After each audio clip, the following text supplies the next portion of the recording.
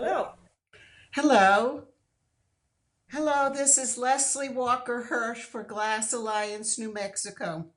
And today I'm talking with award-winning artist who works in glass, Elodie Holmes.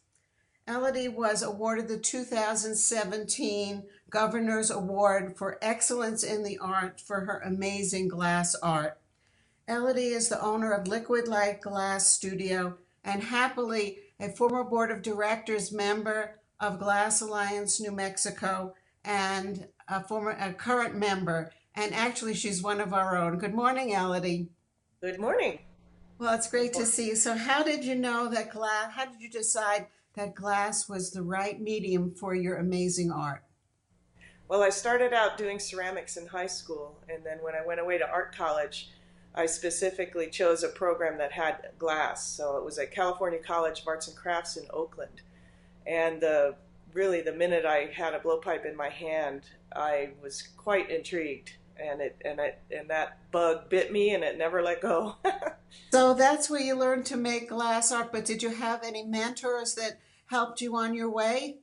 I did. My glass program, I studied under Marvin Lepofsky, and he was one of the founders of the glass movement in the college settings. After he was a direct student of Harvey Littleton's in his first class back in 1962, When and the he, earth was cooling, I got it. I know, right? So he went. Marvin started a glass program at UC Berkeley at the urging of Harvey Littleton, and then after about a year or so, a year and a half, I think, they moved it over to CCAC at the time. Now it's called the California College of the Arts. But anyway, it's a great program. He was a great mentor. I did learn quite a lot from him. Uh, so it was So fun. he probably learned something from you too. Well, your unique contribution to color in glass is amazing. So how do you do that? Well, colors in glass are made up of metal oxides. So I start with the raw materials of silica, soda ash, potash, lime, borax, and then I add my metal oxides to it. The formula that I use is based on an ancient Italian glass formula called calcedonia, and it has my formula has five different metal oxides in it. It's So like that's the magic. that's part of the magic. What's interesting is the I always tell people that the formula is important, of course. The interaction, it's chemistry at high temperatures is what you're getting in the colors that happen. But the atmosphere that you melt it in is very important.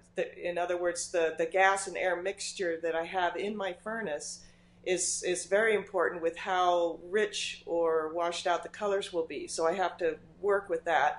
And then once it's ready, cooked down after several days, how much I heat it and cool it once it's on the blowpipe is very critical. It's actually even most critical because it's really easy to overheat it, and the colors get kind of washed out. They get very, kind of brownish and tans and things like that. So to get the vibrancy of all the blues and the purples and the greens and yellows, it's very rainbowy. But that's all about that timing when it's on the blowpipe.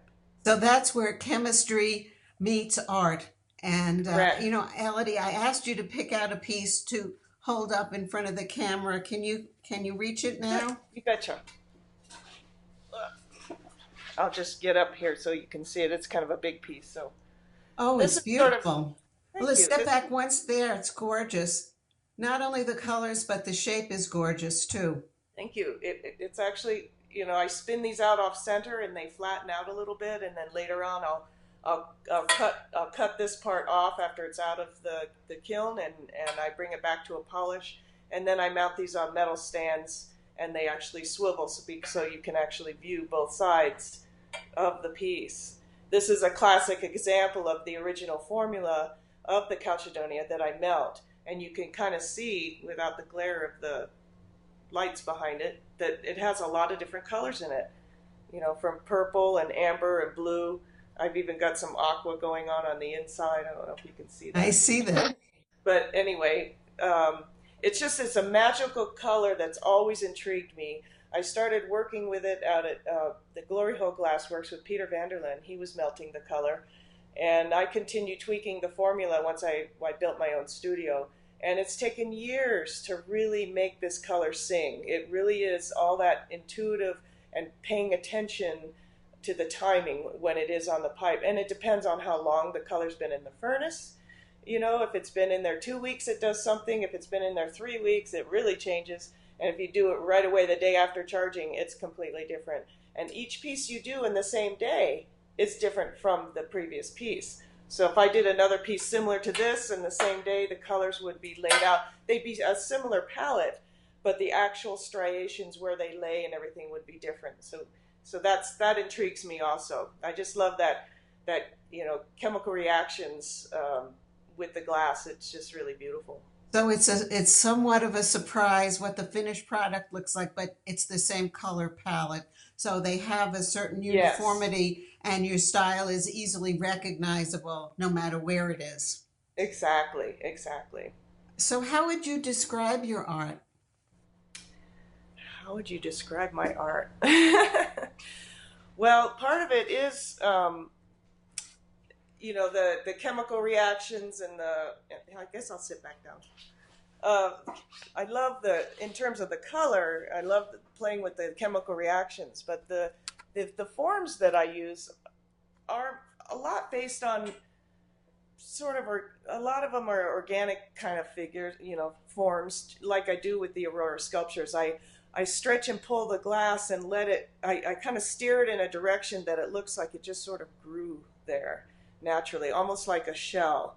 I mentioned to someone the other day that some of my influences were from beachcombing as a young kid. We used to go to the beach every summer down to Cape Hatteras, and my mom would collect boxes and boxes of shells. Of course, we'd be helping her, and they were just so beautiful. And I love when the conch shells, you find the a fragment of a conch shell, and you can see the swirling on the inside, but all those colors that they would do, it always intrigued me. So I always, kind of, with these particular forms in this series, I like the glass to do its own natural thing and grow, look like it sort of grew that way on its own.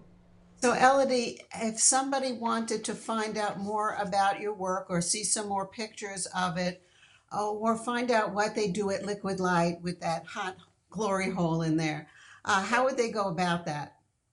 Well, my shop and gallery is located at 926 Baca Street in Santa Fe.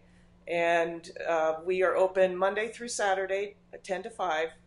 So we're closed on Sunday. During the day when we're open, you're welcome to come in and watch. We have chairs set up in the hot shop, and then you can, peruse the gallery. We also teach classes. They're just basically experience classes. So geared a lot towards the tourists and visitors, local people, families, wedding groups, work groups, individuals, and it's just to come and hold the blowpipe, learn how to make a paperweight, and you get to walk away with, well, the next day, because it has to stay in the kiln overnight, but you walk away with a beautiful memento of something that you've actually created in glass. And we help. I have teachers to help you along the way. You actually get to hold the blowpipe, choose your colors, use some of the tools to shape and form it, and it's quite fun. And Sounds all exciting. yeah, and all that information can be found on my website, liquidlightglass.com. And I also have my own personal website that's sort of like a portfolio of my work, which is elodieholmes.com. Elodie, thanks so much for taking time away from your glass making and talking to me and the subscribers to Glass Alliance New Mexico newsletter. We'll see you soon, maybe at the next Maestro. Sounds good. So Thank you very long. much. Take Bye care. bye. Bye bye.